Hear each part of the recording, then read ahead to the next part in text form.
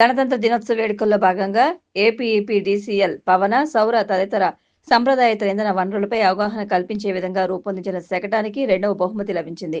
విద్యుత్ శాఖ శకటం ఆహుతులను ఆకట్టుకుంది. ఈ శకటాన్ని రూపొందింపచేసిన SE K Tilakkumar, EE Nakkapalli Samuel, ఇతర అధికారులు జిల్లా కలెక్టర్ పి ప్రశాంతి చేతుల మీదుగా ప్రశంసా పత్రాన్ని అందుకున్నారు. విద్యుత్ ఛార్జీలకు వ్యతిరేకంగా పోరుబాట నిర్వహించిన వైఎస్సార్సీపీ ఫిబ్రవరి 4వ తేదీన ఫీజు రియంబర్స్మెంట్పై పోరుబాటకు పిలుపునిచ్చింది. ఫీజు రియంబర్స్మెంట్ పథకానికి నిధులు విడుదల చేయాలంటూ విద్యార్థులతో కలిసి ఫిబ్రవరి 4న రాష్ట్ర వ్యాప్తంగా అన్ని జిల్లా కేంద్రాల్లో ధర్నాలు జరపాలని, అధికారులకు వినతి పత్రాలను సమర్పించాలని పిలుపునిస్తోంది. త్వరలో ఇందుకు సంబంధించిన పోస్టర్ను విడుదల చేయనున్నారు.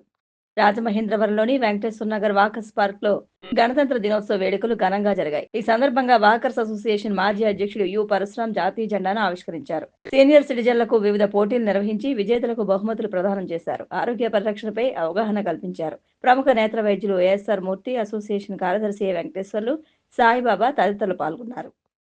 గణతంత్ర దినోత్సవాన్ని పురస్కరించుకుని Jampeta cooperative urban bank Rajamahendravaram ప్రధాన కార్యాలయం వద్ద బ్యాంక్ చైర్మన్ బొమ్మన జయకుమార్ జాతీయ పతాకావిష్కరణ చేసి ఖాతాదారులకు, బ్యాంక్ అధికారులకు గణతంత్ర దినోత్సవ శుభాకాంక్షలు తెలియజేశారు. ఈ కార్యక్రమంలో బ్యాంక్ పాలకవర్గ సభ్యులు Robbi Vijayasekhar, జాంశెట్టి Gandhi, Prasadula Harinath, Dwara Parvathi Sundari, Bera Srinivasarao, Guntamukkala Satyanarayana Prasadarao, Kanakam Nageswararao, Jami Krishna, Palla Venkateswararao, in charge secretary M Vijaya Pratap, assistant secretary N Bharani Kumar, bank సిబ్బంది పాల్గొన్నారు.